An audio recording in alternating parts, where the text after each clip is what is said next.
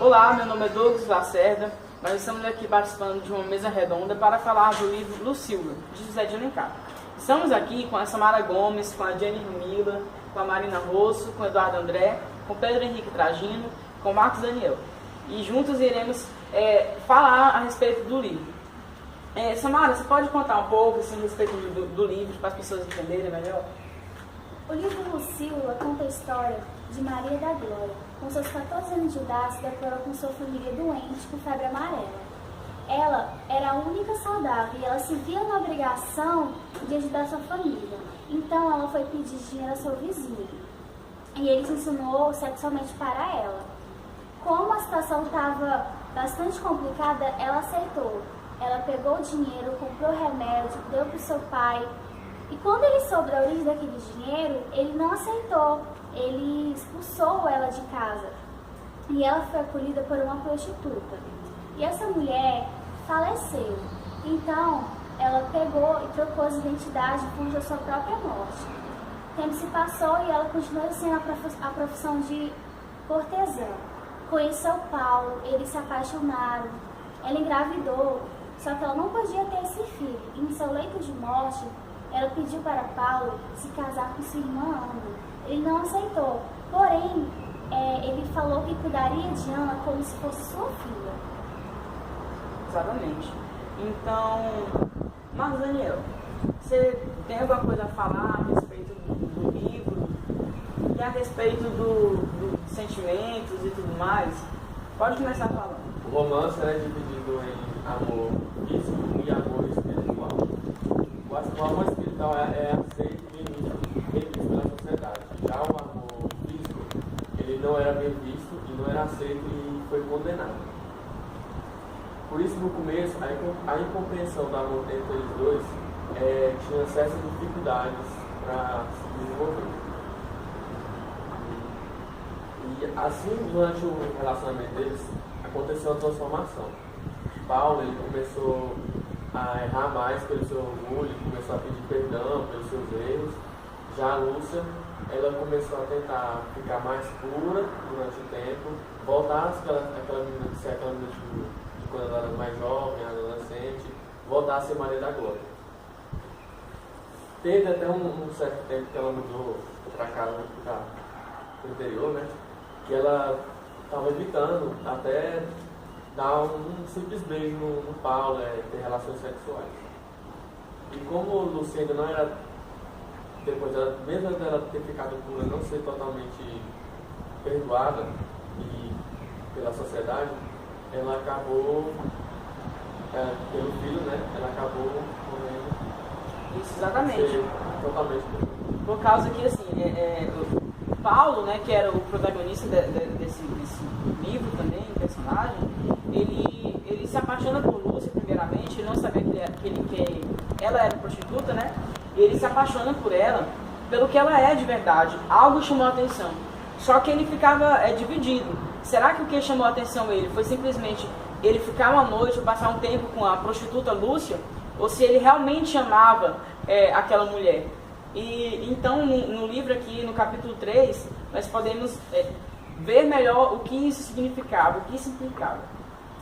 Vejamos. Quando me lembrava das palavras que lhe tinha dito, ouvido na glória, do modo por que Sá a tratara e de outras circunstâncias, como do seu isolamento a par do luxo que ostentava, tudo me parecia claro, mas me voltava para aquela fisionomia doce, calma, perfumada, com os longes de melancolia, se encontrava o seu olhar límpido e sereno, se via o gesto quase infantil, o sorriso meigo e a atitude singela e modesta. O meu pensamento, impregnado de desejos lascivos, se depurava de repente, como o ar se depura com as brisas do mar que lavam as exalações da terra. Continuando. Jenny, me fala mais a respeito desse sentimento de Lúcia, dessa alma de Lúcia, que tanto chamou a atenção de Paulo. Bom, no livro Lucila presenciamos vários tipos de sentimento. O amor é o principal deles, de Lúcia com sua família, principalmente sua irmã, por Paulo, e foi esse sentimento que levou ela a tomar algumas atitudes e fazer algumas escolhas. Por exemplo, no começo do livro, trata que por amor, a sua família ela se prostituiu para pouco em troca de dinheiro. Seu pai, ao descobrir isso, não teve sentimento de gratidão, e sim repulsa e indignação. Isso fez com que Lúcia saísse de casa. Jesuína teve pena e compaixão dela e acolheu ela.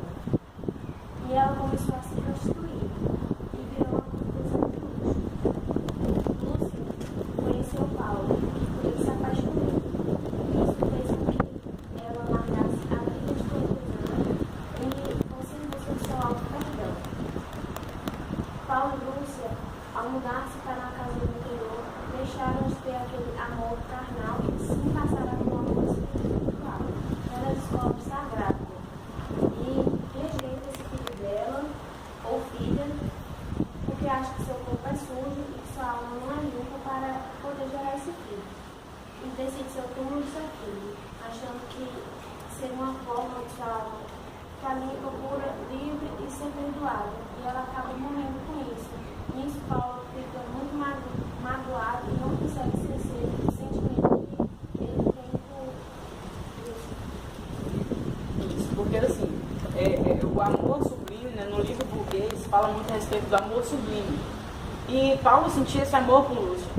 Mas Lúcia era uma prostituta, né, convenhamos. E ela era uma prostituta de luxo. Mas, Marina, será o que é a prostituta de luxo? Uma coisa? Prostituta de luxo eram as amantes de ricos e poderosos, providas de luxo e bem-estar e com uma moral na sociedade em troca de companhia e favor. Lúcia era prostituta de luxo porque ela se relacionava com pessoas ricas, ela viajava para vários países, falava línguas diferentes, tocava piano, mas mesmo sendo prostituta, ela cuidava do seu corpo, ia no médico, as coisas.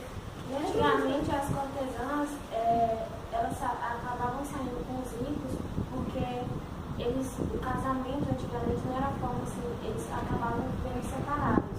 E nisso fazia com que tipo assim, eles procurassem as cortesãs por favores sexuais e muitas outras coisas, já que o casamento era meio que uma linhagem sanguínea. Nós estamos aqui falando de amor, né? De amor e muito mais temas abordados no livro, muito mais.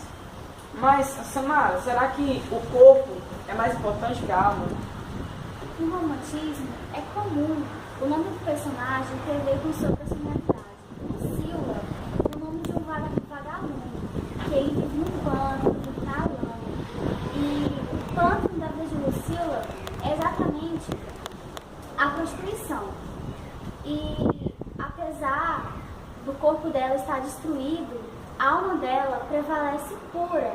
E o amor que foi vivido entre Paulo e Lúcia teve esse sentido de purificação, purificou sua alma. Então, Eduardo, o amor de Paulo purificou a alma de Lúcia. Mas, assim, Lúcia, ela era prostituta, né? Mas, assim, a moral dela era abalada, era suja, o seu interior dela se abalava por causa que ela era prostituta. Como é que acontecia essa situação? Não. Lúcia, mesmo tendo essa profissão imunda e nojenta, seu interior ele permanecia puro, intacto.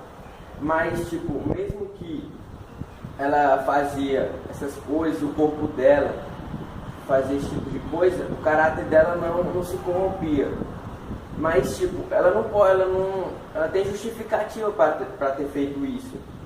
Que foi até quando ela a família dela estava com febre amarela, aí ela teve que ir ao vizinho e ele se insinuou para ela sexualmente. Outra coisa, ela mesmo sendo excêntrica, ela continuava ajudando os outros, ou seja, a alma dela ela continuava sendo pura e assim, tipo, no livro ela ajudou aquela mulher que a abrigou depois que ela foi expulsa de casa. Ela ajudou pagando a casa dela e outras coisas. Sim, realmente. Lúcia, ela, por mais que ela era uma prostituta, ela tinha essa alma boa. Na verdade, Lúcia, ela era uma heroína, porque ela fez tudo isso por um motivo. Às vezes nós nos perguntamos, uma prostituta, há muito preconceito da sociedade a respeito das prostitutas, das cortesãs. Mas será o que leva essas mulheres a fazer esse tipo de serviço? Será que devemos tratar com preconceito? Todos tratavam Lúcia como se ela fosse um lixo, mas Paulo não. Paulo conseguiu enxergar mais do que ela era. Mas mesmo assim, Lúcia, vendo que encontrou um verdadeiro amor, Lúcia, ela sabia de quem ela era. É tanto que ela falava que o corpo dela era um pasto de homens. Mas ela engravidou de Paulo. E o filho dela morreu. Mas será que isso simboliza alguma coisa, Pedro? Essa gravidez dela, o filho dela ter morrido, ela é uma prostituta. O que implica? Então, né? Como o livro é um livro burguês e a sociedade burguesa levava muito a sério essa questão da moral, ela e a sociedade aceitaram ter esse filho, já que ela não era casada com Paulo. Sim. Sendo assim, ela mata esse filho, praticamente. Rejeita. Ela rejeita esse filho. Por que ela rejeita? Porque assim, ela olha, eu era uma prostituta, ela falando, eu era uma prostituta, eu me prostituía, eu fazia tantas coisas erradas, e agora eu tenho uma possibilidade de ter uma vida diferente. Ela teve uma vida diferente do Paulo, ela saiu dessa devassidão, dessa humilhação, né? Mas ela gerou um filho, algo muito puro para ela se sentia indigna de ter aquele filho. Então, a própria rejeição, simbologicamente, José de Alencar queria falar que a própria rejeição da mãe, a própria rejeição da sociedade com a prostituta, com o filho que a prostituta tem, fez com que ela matasse esse filho dela. Então assim, ela matou esse filho dela e ela queria, porque assim, ela teve a oportunidade de tirar ele para fora e ela não morrer, mas ela não queria que isso acontecesse. Ela queria ser o próprio túmulo do filho dela, né? E esse livro é muito implicante justamente por essa grande quantidade de sentimentos, de paradoxos e de metáforas e tudo mais. Né, Sinara? Sim, a temática central do livro é justamente o corpo versus a alma, o amor carnal versus o amor espiritual. Isso, exatamente. Então assim, o que nós queremos mostrar para vocês é que o amor ele tem que ser algo sublime. Ele supera aquele exterior. Ele é algo maior do que aquilo. Nós também vivemos uma sociedade em que somos cercados de tabu. Mas amar uma pessoa o amor é o sentimento mais digno que tem e o sentimento que melhor pode ser demonstrado e que deve ser demonstrado. E é exatamente isso que o livro fala. Exatamente esse amor que Paulo sentia por Lúcia, independente do que ela prostituta, independente de quem ela era, ele amava ela. Isso fez com que ela mudasse a sua vida. Então, esse foi a nossa mesa redonda. Eu espero que vocês tenham gostado e é isso. Eu gosto tanto de você que até prefiro esconder. Deixo assim ficar subentendido, como uma ideia que existe na cabeça e não tem a menor obrigação de acontecer.